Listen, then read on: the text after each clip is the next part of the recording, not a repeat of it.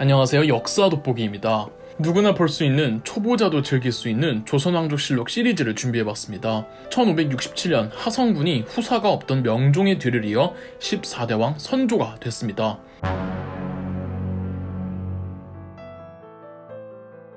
하성군은 명종의 조카이자 중종의 손자로 명종의 이복 형이기도 한 하성군의 부친은 덕흥군으로 중종의 후궁 소생입니다. 즉 선조의 아버지는 서자라는 거죠. 국왕은 반드시 왕비 소생의 적자가 이어야 한다는 원칙이 있습니다만 명종에게 후사가 없으니 전례 없던 서자 출신의 아들이 왕위를 이었습니다. 물론 선조는 즉위 후 아버지 덕흥군을 덕흥대원군으로 어머니 하동군부인을 하동부부인으로 격상시켜주기는 합니다.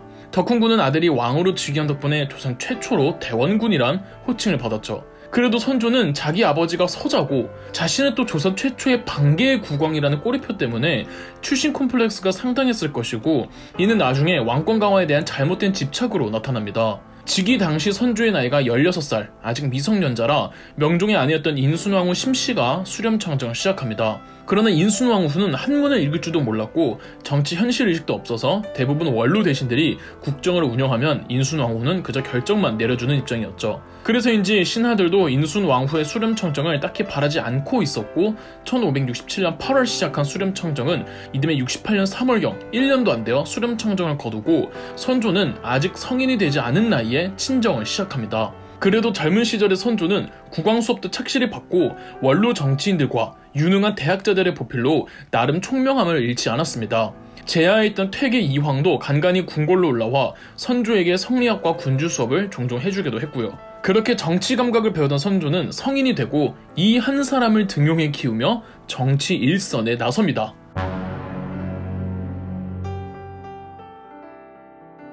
성리학계의 모차르트, 율곡 2인은 29살 때 전국 1등으로 과거에 급제했습니다. 조선시대 과거 시험은 일종의 수능이라고 할 수 있는 속과와 행정고시라고 할 수 있는 대과가 있는데, 2인은 속과를 13살 때 합격을 했고 남들이 이제 겨우 천자문 뗄 때 2인은 경전을 읽었다고 합니다. 과거 대과 시험도 29살에 본 건 어머니 신사임당 사후, 20대에는 불교에 잠깐 빠져있던지라 일부러 늦게 본 거랍니다. 지금 공무원이 되려면 시험이 한두 개가 아닌 것처럼 조선시대에도 과거 문과 시험에는 절차가 굉장히 많았습니다. 이 모든 전형을 이이는 늘 전국 1등만 했고 이이가 전국 1등한 시험만 총 9개였습니다. 신하들끼리 토론하는 자리나 왕과의 경연 자리에서 이이가 입을 떼면 아무도 말을 못했다고 합니다. 이이의 단점을 굳이 꼽자면 전투적 기질이 충만해도 너무 충만했습니다. 이런 사람은 가뜩이나 능력도 뛰어나면 보통 주변에 적이 많죠. 가뜩이나 이이는 영남지방 출신이 아니라 성리학계의 정통임을 자부하는 영남 출신의 사림들은 이이를 무슨 이단아 취급했습니다. 어느 정도였냐면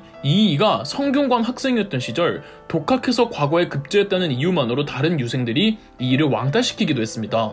이이가 말투도 엄청 공격적이라 주변으로부터 규탄도 많이 받아서 초반엔 선조도 이이를 탄핵시키기도 했지만 선조는 오히려 이이만큼 자신의 왕권을 위해 싸워줄 이가 없다고 생각한 선조는 이이를 자신의 기수 같은 역할로 삼기로 하고 이이를 재등용 후 압도적으로 밀어주었습니다. 이이는 선조의 지지에 힘입어 정말 여러가지 많은 개혁들을 건의하고 시도합니다. 이이는 동인들로부터 온갖 질타를 받지만 선조는 모든 불만을 무시하고 이이를 총애해 주었습니다.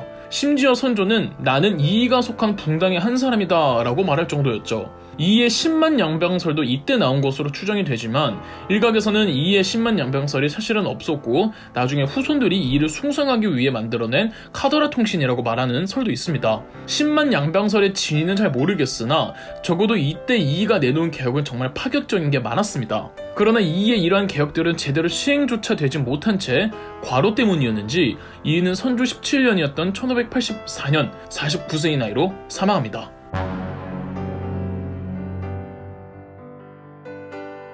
선조 재위기에 또 하나 특기할 만한 점이 바로 붕당 정치가 시작됐다는 겁니다. 붕당이란 아주 쉽게 말해 정치적 파벌인데요. 선조 때가 되면 그간 우리가 전통적으로 불러왔던 살인파들이 있고 또 훈구파도 점차 살인화 되어 가기도 했답니다. 훈구파는 정치적 개념이 있고 살인파는 학문적인 개념이 강해서 공신책봉이 더 이상 이루어지지 않으면 훈구파의 정치적 의미도 무색해지는 거죠. 전통적인 살인파들은 한국의 성리학 메카라고 할 수 있는 영남지방에서 대대로 학풍을 계승해온 이들이죠. 살인화된 훈구파들은 그간 기득권을 유지하는 가운데 성리학을 고수하는 이들로 대표적인 사람은 심의겸이라고 명종의 처남, 즉 인순왕후의 남동생이었죠. 그러니까 심의겸은 외척인 겁니다. 그런데 명종 때에 문정왕후와 그 남동생 윤원형의 횡포가 얼마나 끔찍했습니까? 이런 외척들이 권력을 쥐고 흔드는 형태를 척신정치라고 하는데 전통살인파들은 윤원형 때 당한 게 떠올라가지고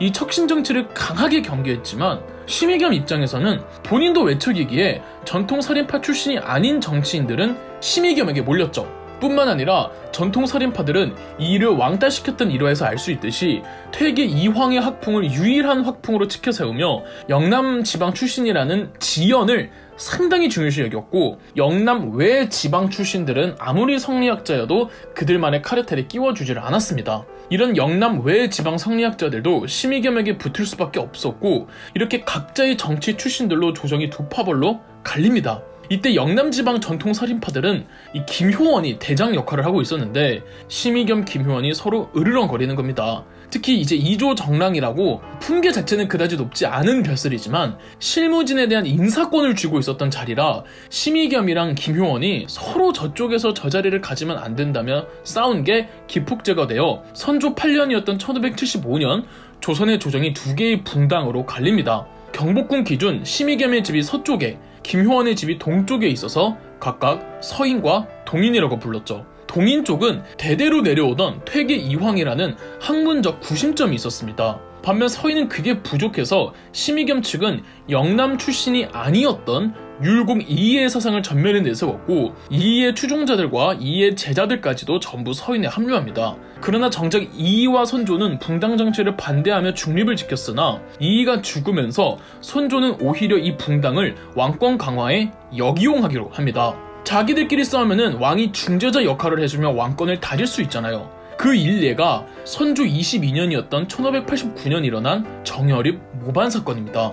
호남 출신의 정여립은 당연히 처음에는 서인이었으나 점차 동인 사람들과 어울리며 동인으로 넘어갔습니다. 정여립은 오래도록 전라도 신안군 죽도라는 섬에서 대동계라고 같이 공부도 하고 군사훈련도 하는 사조직을 운영 중이었습니다. 서인들은 정여립의 대동계를 반란을 위한 사조직으로 몰아갔고 선조는 해산 명령을 내렸으나 정여립은 거부, 선조는 군대를 파견해 대동계를 강제 해산시켰습니다. 정여립은 현장에서 죽었으나 정여립과 조금이라도 연루되어 있던 동인 소속의 정치인들이 많이 희생됐습니다. 이때의 옥사를 기축년에 일어났다고 해서 기축옥사라고 하죠. 몇 년에 걸쳐 1000여 명이 희생됐다는데 이 옥사를 주도했던 지옥에서 온 서인의 사냥개는 정철이었습니다. 정철에 대한 동인들의 증오심은 이때 엄청났죠. 근데 이런 사냥개들은 자충수를 두는 법이죠. 1591년 선조 24년 정철이 선조의 심기를 건듭니다. 선조에게는 왕비 사이에서 아들이 없었고 후궁들 사이에서만 아들들이 좀 많았습니다.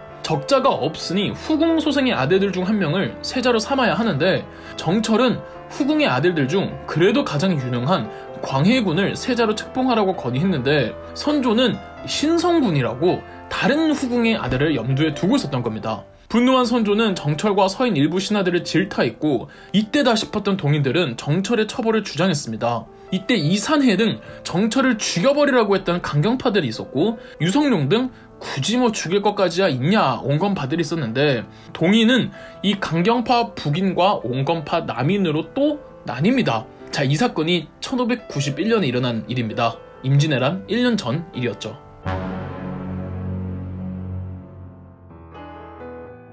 1590년 4월 조선 역사상 유례없는 대전쟁이 터집니다. 바로 임진왜란. 일본을 통일한 도요토미 히데요시가 조선정벌에 이어 중국 대륙까지 진출할 요량으로 10만이 넘는 병력을 이끌고 조선을 침공합니다. 그 낌새가 전혀 없던 것은 아닙니다. 몇 년 전부터 조선에서 일본인 첩자들의 수가 많아지고 조선 내 일본인들이 계속 본국으로 빠져나갔으며 심지어 일본 내 전쟁을 반대하는 일부 다이묘 내지 사무라이들이 정보를 보내주기도 했습니다. 그런데 조선 정부의 입장은 설마였습니다. 그래도 선조는 통신사를 일본에 파견해 보는데 돌아오더니 통신사끼리도 곧 침공해 올 것 같다와 전쟁 걱정할 필요 없다로 서로 다른 보고를 올린 겁니다. 선조와 조선 정부는 침공하지 않는다고 믿었습니다. 구태여 국가 분위기를 어수선하게 만들고 싶지 않았나 봐요. 그래도 성을 보수화하는 최소한의 방비는 하지만 이마저도 백성들을 고역에 시달리게 하고 세금 낭비라며 도중에 중단합니다. 설령 일본군이 쳐들어온다고 해도 이전처럼 노략질 수준으로 생각했지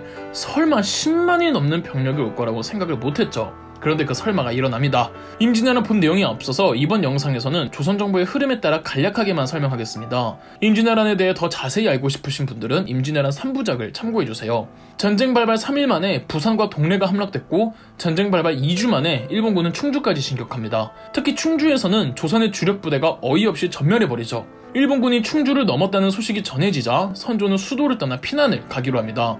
위급 상황에서 왕이 피난 가는 거는 있을 수 있는 일입니다. 선조의 결정적인 문제가 그렇다면 뭐냐면은 한 나라에서 가장 인구가 많은 수도 내 백성들에게 아무런 고지 없이 본인과 조정과 왕실끼리만 도망쳤다는 겁니다. 이런 경우 미리 백성들부터 피신을 시키고 최소한 대처 방안이라도 정부에서 발표를 해주어야 하는데 한양의 백성들은 아무런 소식도 못 듣고 있다가 심지어 전쟁이 터지지 않을 거라고 했으면서 그냥 도성을 떠나는 왕의 행렬을 급작스럽게 목격한 겁니다. 4월 29일 선조는 전시 상황에 맞추어 아들 광해군을 억지로 세자로 임명한 후 4월 30일 한양을 떠났습니다. 배신감에 분노한 한양의 백성들이 직접 경복궁에 불을 지르죠. 개성에 도착한 선조는 한양이 떨어졌다는 소식에 이번에도 개성의 백성들 버리고 평양으로 도망쳤고요. 개성도 떨어졌다는 소식에 또 평양의 백성들을 버리고 의주로 도망칩니다. 그나마 남해안에서 이순신의 수군이 일본 수군을 상대로 연전연승을 거두고 있었고 일본 수군 담당이 보급 담당이라 보급이 끊긴 일본 육군은 진군에 차질이 생깁니다. 전국 각지에서 일어난 의병들의 화력도 상당했고요. 선조가 평양에서 의주로 출발하기 전에 세자 광해군에게 분조를 명령했습니다. 분조란 조정을 둘로 나눈다는 뜻입니다. 한 개의 조정은 본인이 주관하고 다른 한 개의 조정은 세자 광해군이 주관하라는 것이었습니다. 의주는 중국과 국경을 거의 맞대고 있는 지역입니다. 선조는 중국으로 망명하려고 했던 겁니다. 대신 왕실의 가호가 떨어지니까 세자로 하여금 조선에 남아 전쟁을 진두지휘하라는 취지로 분조를 시행한 겁니다. 의주에 도착한 선조는 요동에 사람을 보내 망명 의사를 전달했지만 명나라 황제는 사실상 오지 말라는 뜻을 전합니다. 대신 명나라는 구원병을 파병해주는데요. 조명연합군은 1593년 평양성을 탈환하고 개성까지 수복하는 데 성공하지만 파주에서 패배하는 바람에 서울 한양까지는 점령하지 못합니다. 보급까지 원활하게 안 돌아가는 마당에 조명연합군의 반격까지 전세가 뒤바뀌자 명나라 측 대변인 심유경과 당시 일본 측 제1군 사령관 고니시 유키나가 사이에 휴전 협상이 오고 갑니다. 정작 당사자인 조선정부 측은 없었고요. 그러나 명나라 황제와 도요토미 히데요시의 요구사항은 서로 들어줄 수 없는 것이었고 명나라 심유경과 일본의 고니시는 하루빨리 전쟁을 끝내고 싶어서 서로의 요구사항을 들어주겠다고 서로 사기를 치기로 합니다. 이래서 얼떨결에 휴전이 됩니다. 이 휴전기에 선조와 조정은 한양으로 들어오는데 와 보니까 이제서야 선조는 도망친 자기 자신에게 민망해지는 겁니다. 자기 도망칠 때 활약했던 존재들이 있죠. 이순신, 의병들, 그리고 분조를 이끌며 민생을 위무했던 아들 광해군. 이 사람들에 비해 본인은 너무 차이가 나니까 이들을 견제할 필요가 있었습니다. 선조는 분조를 철회하고 계속 광해군한테 양위하겠다는 양위 파동을 거듭 일으키며 광해군을 귀찮게 합니다. 진짜로 양위하겠다는 게 아니라 신하들이랑 광해군 충성심 떠보는 거예요. 둘째, 선조는 밀란과 의병장들을 엮어서 의병장 상당수를 역모죄로 제거합니다. 세 번째, 이순신을 파직시키죠. 한편 심유경과 고니시의 국제사기극은 결국 들통이 났고 1597년 전쟁이 다시 터집니다. 전쟁이 다시 터지는데 이순신의 후임 원규는 완전히 꼬라박았고 조선수군 전체가 괴멸됩니다. 별 수 없이 이순신이 복직되어 남은 13척으로 명량대첩의 승리를 이끌죠. 1598년 8월 도요토미 히데요시가 죽자 전 일본군 철수 지시가 떨어집니다. 선조는 이순신더러 일본군의 테러를 보장해주려고 했지만 이순신은 끝까지 추격하다가 노량해전에서 전사합니다.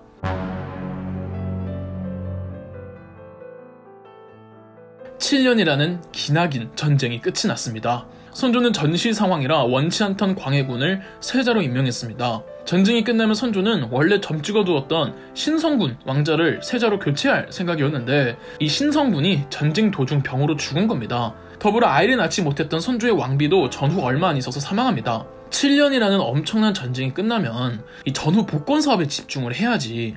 선조는 그 와중에 새 장가 거론을 했고 1602년 선조는 51살의 나이에 19살의 왕비 인목왕후와 재혼합니다. 4년 후 1606년 이 인목왕후가 덜커덕 아들 영창대군을 낳아버립니다. 광해군은 비록 세자이지만 후궁 출신이고 정통성만 따지고 봤을 때는 영창대군 쪽에 있었으며 얼마든지 세자를 교체할 수도 있었고, 가뜩이나 선조는 광해군을 싫어하는 사이 영창대군이 조금만 더 크면 세자 교체는 기정사실화였지만 1608년 제위 41년을 끝으로 선조는 사망했고, 아직 영창대군의 나이가 어렸던지라 세자 광해군이 15대 임금으로 즉위합니다. 그럼 역사 돋보기였습니다.